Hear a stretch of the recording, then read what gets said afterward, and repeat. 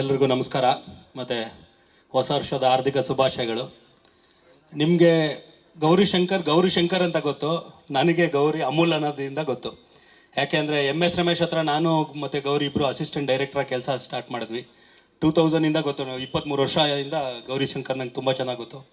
And ಅವಾಗಲೇ direction ಡಿಪಾರ್ಟ್ಮೆಂಟಲ್ಲಿ ಕೆಲಸ ಮಾಡಬೇಕಾದ್ರೆ ಗೌರಿಗೆ ಹೀರೋ ಆಗಬೇಕು ಅಂತ ಆಸೆ ಇತ್ತು.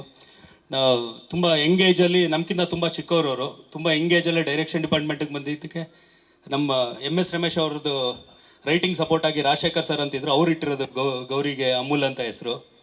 So all the best Gauri. ಅವ್ರದ್ದು ಎಲ್ಲ ಸಿನಿಮಾಗಳು ನಾನು ನೋಡಿದ್ದೀನಿ. ಆ್ಯಂಡ್ ಅವ್ರದ್ದು ಸಿನಿಮಾ ಶುರುವಾಗೋಕ್ಕಿಂತ ಮುಂಚೆ ಕತೆಗಳನ್ನೂ ಹೇಳ್ತಾಯಿದ್ರು.